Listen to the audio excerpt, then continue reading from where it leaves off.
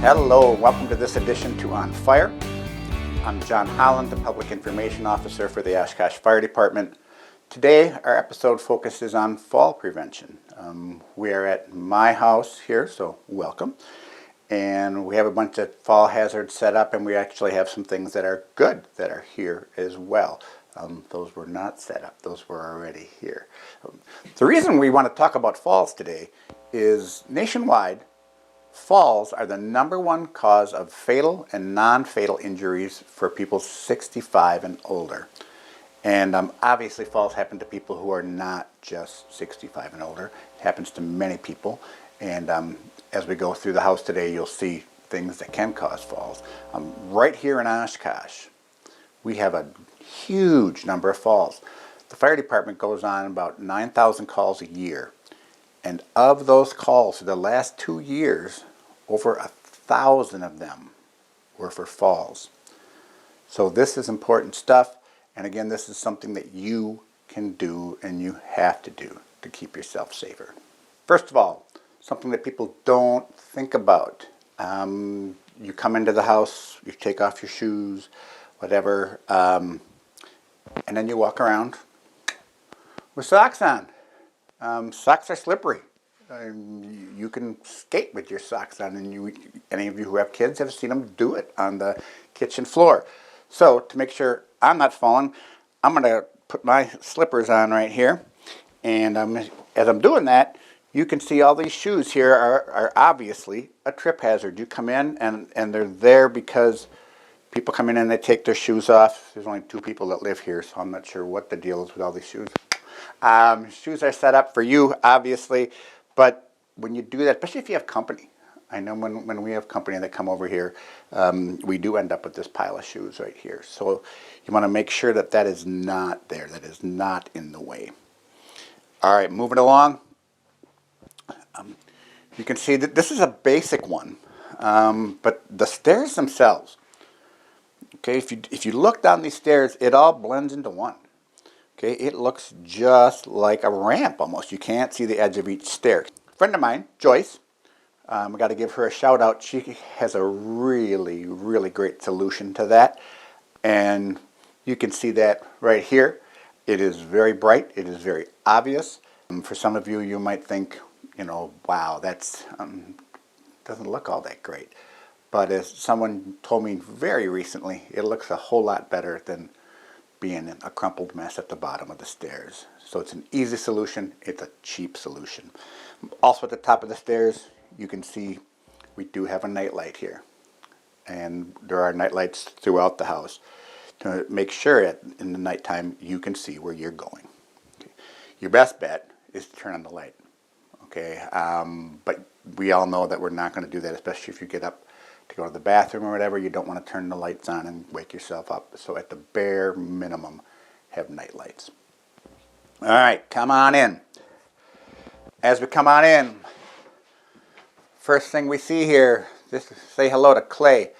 Pets are a trip hazard. Those of you who have cats and dogs, they get underfoot.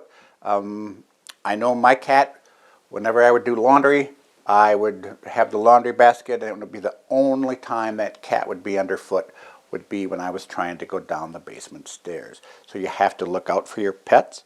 They are moving around all the time. They might be asleep at your feet. You just have to make sure you look out for them. So come on in. We'll move Clay out of the way. That's my name, Clay. All right, this basket right here. You should never, ever have anything stored on the stairs. And what that's there for, that is that if you're going to take something downstairs, you're supposed to take something downstairs or whatever, the idea is to throw it in that basket, and then when you go down, you make one trip. No pun intended. So you get rid of that basket. And actually, this is made just for this. This is your little manufactured trip hazard, courtesy of whoever makes this. So please, please, please don't put anything on the stairs. And I am going to take that off of there so we don't trip. We are now in the living room. Not a lot of fall hazards here. You can create a fall hazard just by the layout of your room. Make sure you have a little flow so you can get right through the room. There's a lot of room in here.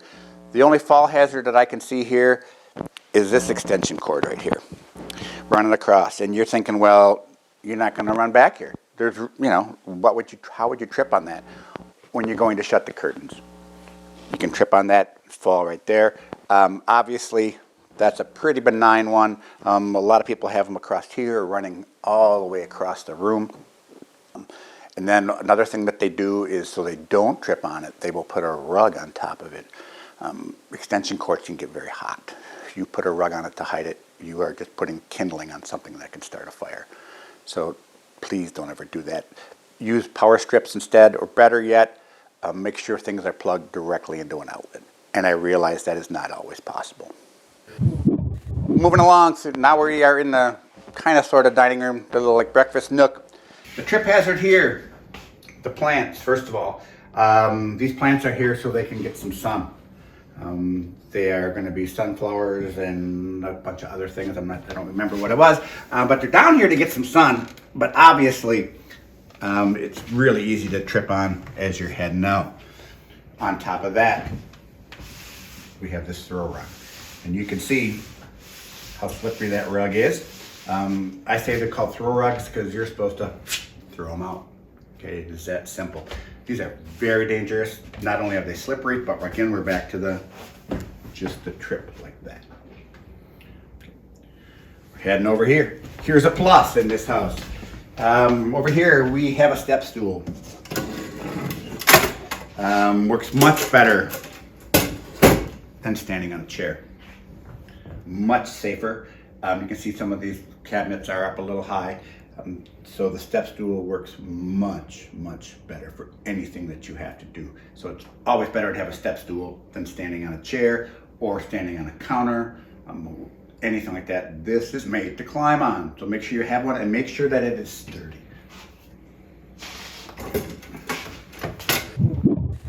Here's one that people don't think of, and it is right here: alcohol and medication.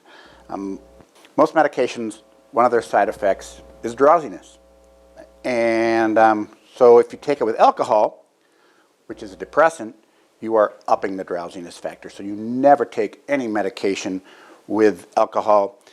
Just take them with water, and you're much, much safer that way. With any medication, with the side effects for a lot of them is drowsiness. So you are ready. Once you are drowsy, you have a much better chance of tripping, falling, whatever. So you already are very unsteady. And then when you add alcohol to the mix, obviously the trouble goes up. So never ever take any medication with alcohol. As long as we're in the kitchen, we should probably talk about spills. If you spill something, now this seems pretty logical to me, wipe it up immediately. Don't just let it lay there so you'll slip and fall on it, or someone who won't know that it's there will slip and fall on it. The minute it hits the ground, pick it up, whether it's wet or dry. Even if it's like cereal or something, you know that can get slippery if you step on it. We're headed into the bathroom right now, and obviously if you're going to fall, that is the slipperiest place in the house. But there are definitely some things that you can do to make it a little more safer. So let's head on in.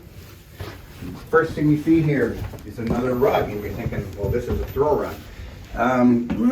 Kinda.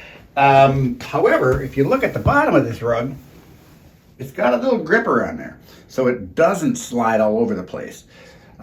That's much, much safer that way. And you can just put it down here, and like I said, when you try to move it, it doesn't go anywhere. In the tub, in the shower. Obviously, if you are having balance issues, you should have the grab bars installed in the tub and by the toilet or whatever. We haven't quite got to that point, but there is one safety feature in here that you don't really see, but it is in the bottom of the tub. This tub is actually textured on the bottom. That way, You don't slip as easily. So if you don't have the texture, you need to get either a bath mat or they do sell little strips that you can put in there. Something that will stop you from just sliding right down. We're coming out of the bathroom, heading to the bedroom. You can see here we have another night light, and it's in a direct path to the bathroom. All right, so we come on in here, and wow. You can see this. This is an obvious trip hazard. It is time for firefighter John to do the laundry here. This is a problem, and it's more than just laundry.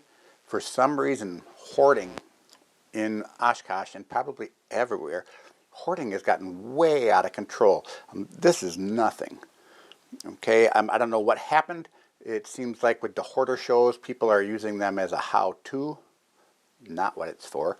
So you need to make sure that you can actually get through your house. Okay, and you can see this is an obvious trip hazard. You would have to actually stand up over it to get out of here. All right, moving on. In this bedroom, we got something good happening right here.